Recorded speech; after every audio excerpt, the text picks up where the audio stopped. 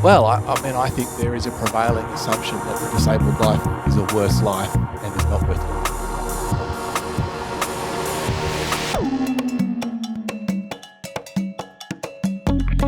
The Change Podcast. Everything changes, everything stays the same.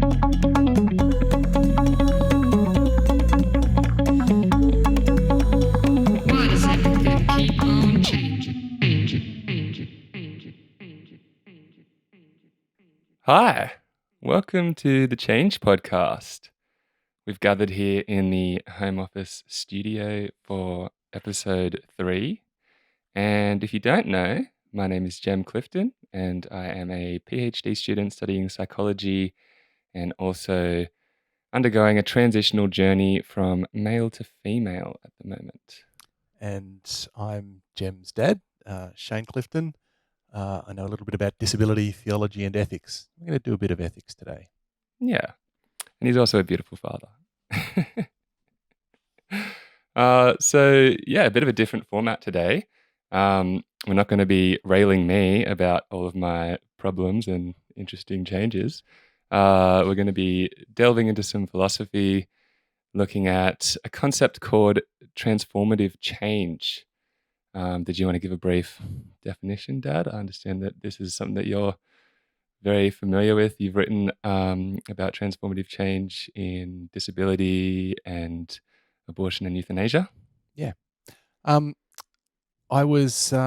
I guess it comes from the fact that disability fundamentally changed who I am, and many of the things that I've become, and many of the ways in which I think. So it's not just physical; it's psychological and intellectual. I couldn't have imagined prior to my injury, and so in really simple terms, this notion of transformative change, which is actually relevant for all of life, it explores the idea that it's really difficult to make decisions or choices about changes that are going to fundamentally alter who you are after you make that choice. That's a bit complex, so let me give some examples for you. And the two examples in which I've explored this are related to disability, beginning and end of life issues. So I guess the first thing to say is people might be a little surprised what on earth has abortion and euthanasia got to do with disability. And I guess the reason that this is important to people with disability is because there's often a sense that the society as a whole is interested in bringing disabled lives to an end. And it does that often in its thinking about whether they should exist at all, and certainly whether we should bring them to an end early. And we can talk about sort of each of those in turn. I guess I just want to preface any conversation on this topic by making the observation that although obviously I'm male, Jem is female, we are talking about a topic here, and neither of us has a womb. So I'm absolutely aware that it isn't ideal for men and women without wombs necessarily, although that's not fair because there's many other women. But anyway, it's complex to be talking about abortion and not firstly saying that, of course, it's a woman's body and the person who is pregnant absolutely has the priority and the right to choose. So although I'm not doing this because I'm anti-abortion or even anti-euthanasia, I will say. In fact, on the contrary, I believe in a woman's right to choose. I believe even Christians should be pro-abortion because we respect a woman and her choices, and also because we recognise that laws that prevent a woman's right to choose don't actually stop abortions. What they do is they cause women in difficult circumstances to have unsafe abortions. And there is a long history of countries where abortion was illegal, of women essentially going through operations because they were in situations where they didn't feel like they were able to raise a child in a healthy manner, who then went ahead with backyard unsafe abortions and either died or had long-term consequences of that. So, um, Yeah, just quickly, I would also love to place a trigger warning on this content because already it's dark and laden with emotions, and I felt already in my own self having not a lot of connection to this world, um, a weight at hearing, of the way that we regard disabled people and abortion, and so.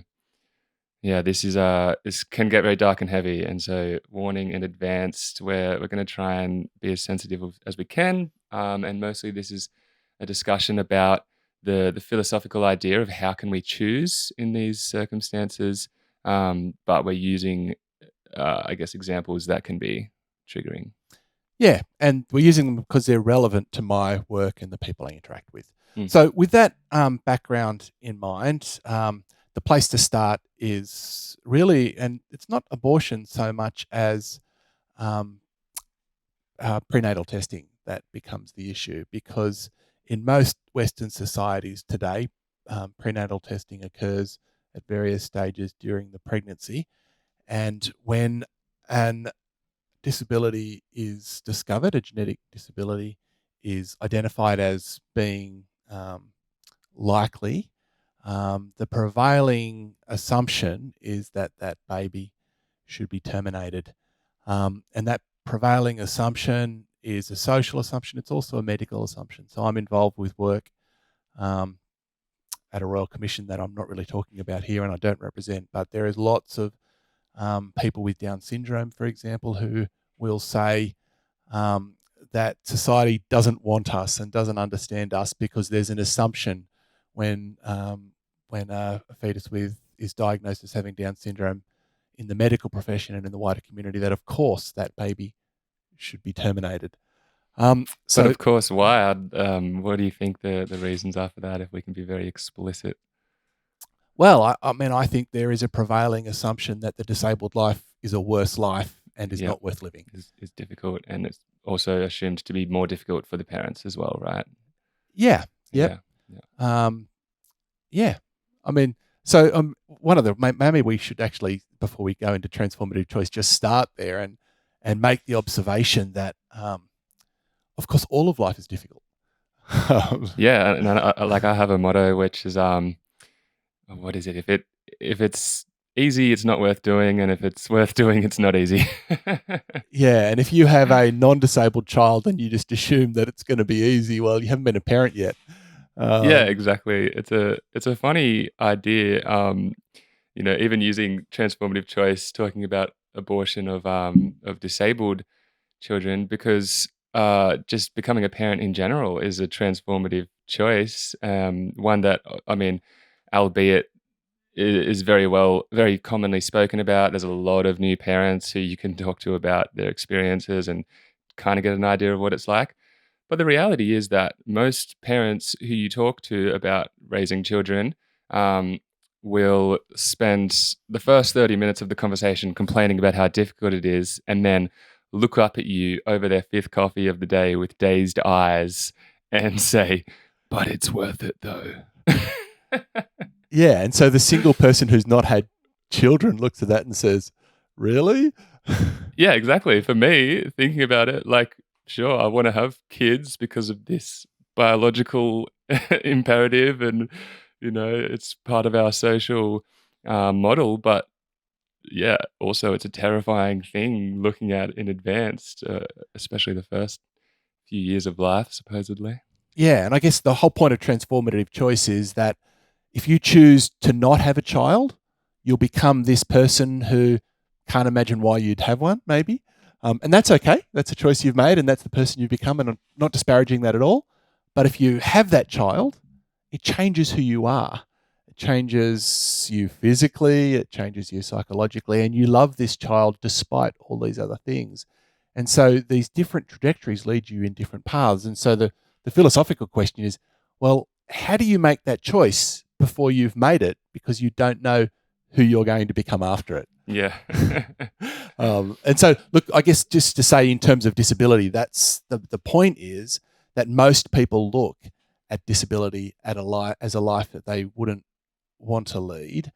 But what you actually discover is that people who make the choice, or maybe who didn't realize, sometimes we don't know that there's a disability coming until after we've had it. But people who have children with disability or who have disability discover that they can have really rich and amazing lives. And having had the disabled child, if you were to ask them at that point in time, if you could change your circumstances and go back and not have this disabled child, would you choose that? And almost none of them say no, because of course what we discover is that life isn't just about an impairment or a functional limitation. It's about all of these other rich dimensions. And living with disability is interesting and rich, and people are beautiful and happy, and you meet amazing people. And so, and so I guess the question becomes really, well, how do you make a transformative choice? And I think in terms of prenatal testing, the point is to say not that, again, we shouldn't allow abortion, but that we need to help properly inform people about what life with a disability is like. And I do know that a lot of the material handed to people about genetic issues explains the science and explains the genetics of what might be wrong with a child, but it doesn't connect people with Down syndrome kids or with others who can give them a fuller picture of what life might be like. And even then, by the way, it doesn't fully tell you who you'll become when you make that choice. Yeah, the biological model of disability is so limited in that it doesn't give you any idea of the value that you could gain socially or intellectually. People grow through adversity.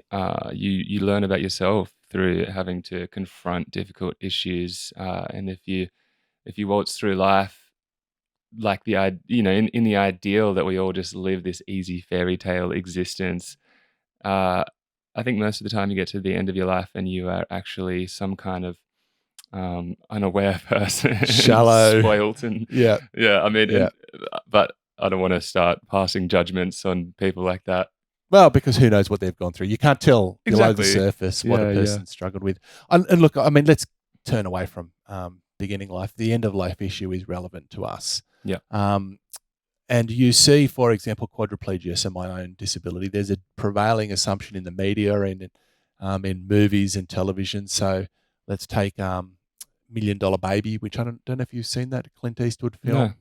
No. Worth watching. It's the story of a female boxer. So on the one way, it's a really empowering story. It tells this great story of a female boxer who Clint Eastwood trains. She becomes a champion and then breaks her neck. Giving away the plot. Sorry, I should have said spoiler alert. You're really good at that. Yeah, Jem reckons I always spoil books and films to him. And I was really doing well with not misgendering, and I've done it. Damn, third podcast. So in $1 Million Baby, of course, then once she has the quadriplegia, of course, Clint Eastwood helps her to end her life because, of course, it would be horrible to live with quadriplegia. That is a really dark message for a film, quite a plot twist. Well, if you look at most, so many, not all, but a lot of films that explore quadriplegia take that path. Another one is Jojo Moy's Me Before You, which was a novel that became a really famous, supposedly romantic love story. And again, it's about a guy who becomes a quadriplegic, wants to kill himself. His carer, who he ends up falling in love with. This guy's rich. He has every opportunity to live a great life, but he ultimately chooses to end it. And you might say, well, of course, that's his choice and he has the right to do that. But my problem with that is if he waited a bit longer, allowed himself to adjust to the injury and took the opportunity to realize that there's a lot I can do with quadriplegia, you can discover that you have a really rich life. And in my case, I didn't get to make that choice beforehand. I had it. Australia, euthanasia for that wasn't legal, thank goodness. But 10, 12 years down the track, I'm a completely different person and I'm living a life that I couldn't have imagined before. And weirdly, it's a good life. Yeah, well, so I mean, for one, I just want to throw back to that film director. I mean, it seems like the people writing these films are obviously not experienced with living a meaningful life with disability, and so it's an interesting idea that they would undertake pre- presenting a narrative about what that is like to people, given a complete lack of experience, and probably, I mean, it sounds like they haven't talked to many people about the experience if they're if they're trying to make a narrative out of ending the life. Um, but yeah, to bring it back to personal matters, um, yeah, it is really interesting because you were an incredibly active physical person prior to your accident. You got a lot of your life's meaning out of surfing and playing golf and running every day before work. I think there wasn't a week where you didn't do at least 3 activities before you got to work at 9 in the morning, and I still don't know how you managed that. Um, but yeah, very much sought out activity with your body as the way you lived your life. And so losing that, you know, the whole family witnessed how incredibly difficult that was for you. And I wouldn't want to underplay that. It is difficult, and I still feel the loss. We're recording this podcast, and I'm on holidays at the moment, and sometimes it's actually on holidays that I feel it the most because it's mm, when I'm less able to participate in the sort of activities that are going on during the day. yeah, well, I guess when the holidays are camping lakeside next to a beach. Yeah, yeah. Well, and look, I mean, what's interesting is I'm sitting with my daughter, and I was a parent who parented by play. Mm, So, the way in which we interacted was I'd take you skateboarding or surfing and so one of the real struggles, of course, is, well, goodness, how do I parent um, now that I can't do those things? And to some degree, they are still a loss for us all. I think there is, but of course, you discover other things, and then there's some things we've gained that maybe we wouldn't have known. You guys yeah. did all the kids did my care, for example. Now, you wouldn't have done that. Um, Definitely a unique opportunity. um, and so, yeah, you learn to interact in other ways, and you communicate about different and deeper things. So you discover new ways to find meaning and engage in parenting. Yeah. These conversations they're having now on transformative choice, Yeah. we couldn't have probably because I wouldn't have thought about these things, for example. Yeah, and actually, funnily enough, your experience with disability has been a huge benefit to me in my transition.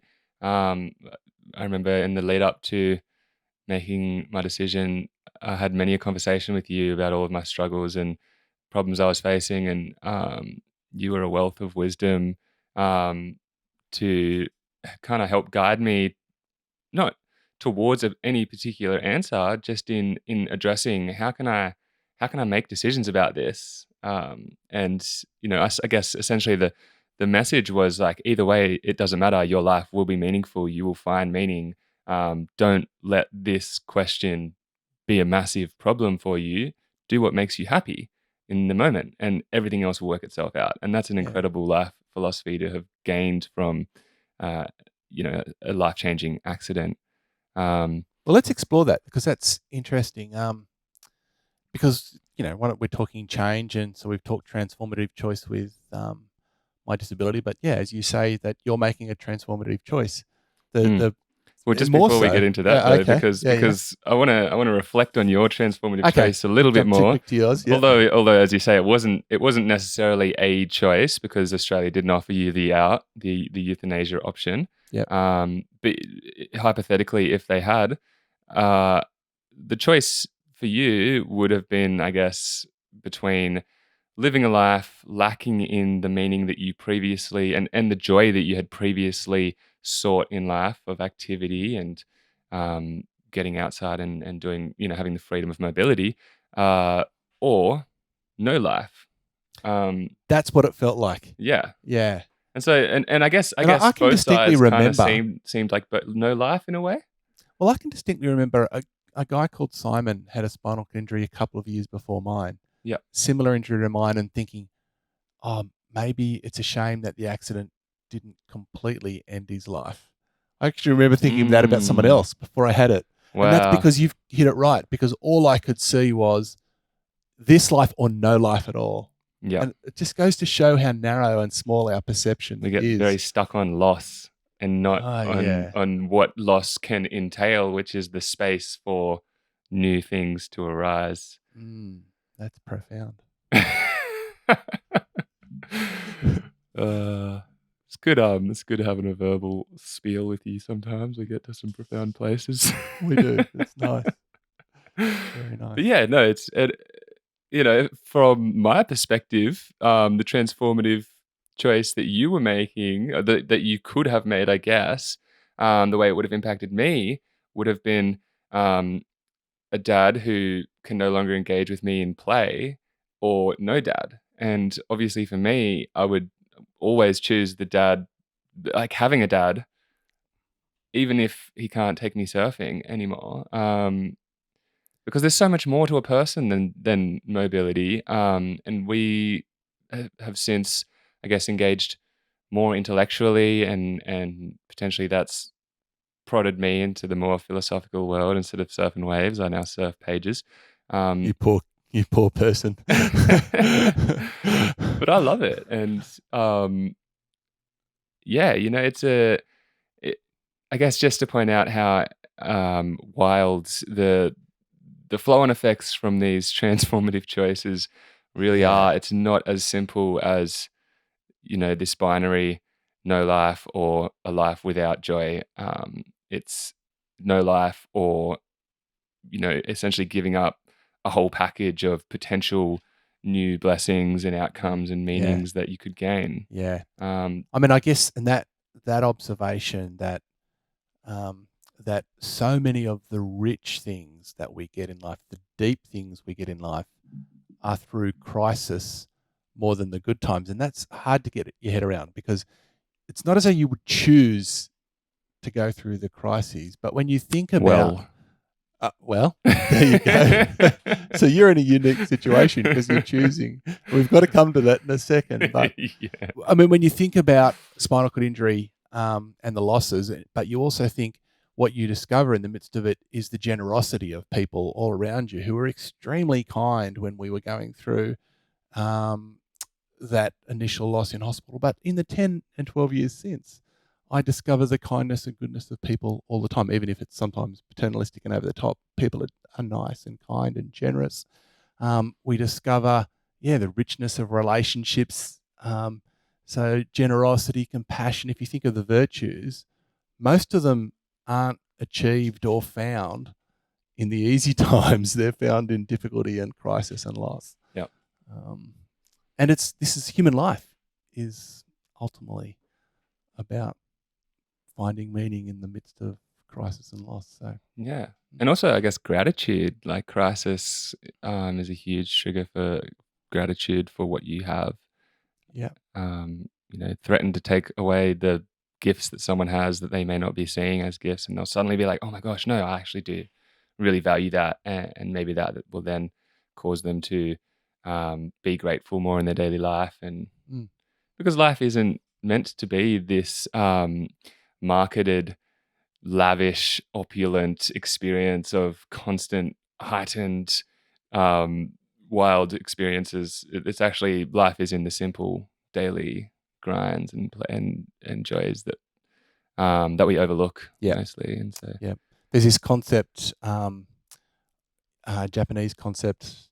You're into the Japanese, aren't you, Jem? Ikigai. I don't know if you've heard of it before, but it's what do you get up for in the morning?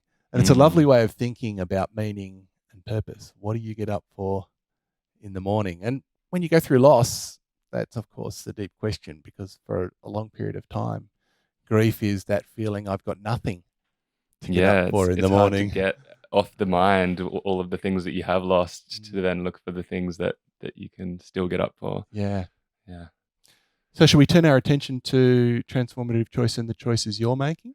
Yeah, I guess it is a contrast with your choice, where for me, how I feel about it, or at least the difficulty for me, is that I'm not choosing between life or no life. I'm choosing between a life of difficulty in one sense and a life of difficulty in another sense. I'm choosing between following my core authentic self and then accepting all of the difficulties that entails, including, taking hormones every day for the rest of my life, going through a 2-year puberty, my body maybe not looking exactly how I would want it to look as a cis woman's body, having that still blend of masculinity and femininity, which I will have to love and accept. And all of the stigma and prejudice and judgment around transgender issues in our society, And the joy of being a woman. and oh, sorry, yeah. So here I am just pointing out the difficulties. yeah. Because I guess they're more on the forefront of my mind at the moment with the whole idea of loss. But yeah, and all of the then joys of getting to live my authentic self. And then on the other hand, what I'm choosing, like if I chose not to transition, I would be choosing probably an easier life in some senses, where I just kind of let my body be as it is, and I continue with being the person who I've always been. I don't have to go through this intense transitional journey, but then I also have to live with the weight of not being who I want to be, who I've always wanted to be. Yeah. And I guess to note the transformative side of that, the challenge that you've got is you can make the choice to transition, you don't actually know who you're going to become, because you've got, at least here, you can make some informed choices. You can go and talk to other trans women, you can read, but at the end of the day, you're about to take, or you're taking hormones that will change your physiology, and then the experience itself means that at the end of this journey and in the middle of it, you're a different person to when you start. And so it's almost like you're making choices today for this other person. And how can you do that very well? It's just goes to show the complexity. It is. It's a terrifying place to be. It feels like I have these ideals in my head of who I want to be, of the feminine person that I would love to become. But yeah, I have no idea what my body's going to look like after hormones. The hormones, they don't just change me physiologically, they also change me psychologically. My emotions change, and with that, my thought processes, and therefore my actions and behaviors, they will all change. And I have no idea what is to come with that. And so it feels like, I guess, a good analogy for my transformative choice is I have two paths going off. And if I choose the path of detransition, I can see the road ahead. I know what that's like. I know what it's like to be me as a male, and I know roughly what my trajectory. Obviously, I can't predict the winds and turns in the path, but essentially a sunny path with maybe a lot of mud and heavy stuff to walk through. But this path is a tunnel of vines into the darkness, and I have no idea where I'm going. And that's the scariest thing a person can do is forsake all predictability and step into the darkness. But that's also partly why it's exciting for me. Yeah. It's an exploration, and I have no idea what's to come from it. And by the way, the darkness, because I understand that metaphor, but maybe a better when you step into darkness, it's mystery. So there's a better word for it, because darkness has this negative connotation, whereas to step into the mystery. Yeah. I guess I was using darkness as lack of visibility. But mystery is great, because mystery is exciting, and Scooby-Doo lives in the mystery van. So yeah. So I don't know that I've got much more to say on transformative choice. I think we've said the concept. I guess unless you want to say more about us, I'll just say this applies to all of you, whoever's listening to this podcast, because actually, again, all of life is about a series of transformative choices. You're not making transformative choices every day. They're not necessarily, or maybe you're making tiny little ones, But there are Yeah, like any having a coffee every morning, you don't know how that's going to affect your adrenal system in 50 that is years. true, very true. So you are, but yeah, every substantial choice that you're making is transformative. And I guess the lesson in that is, first of all, inform your choices as much as you can. Mm. And Seek out yeah, the experience of people who've yeah, been through it, and obviously try and gather as much as you can. yeah. But then embrace the mystery and Yeah. take the path, without regret in that sense, because it's a useless emotion. Yeah. And I think too the interesting thing is like I guess psychologically speaking, the ego craves predictability, and that's why transformative choices have that. Anytime you step into mystery or uncertainty, it feels icky and scary. Uh, that's just because our brain is hardwired for predictability, and so knowing that is helpful in facing these choices, because then when the feelings arise, you can cognitively overcome them by saying, well, of course I feel this way, this is normal, this doesn't mean that this is the wrong choice, this just means that I'm stepping into mystery.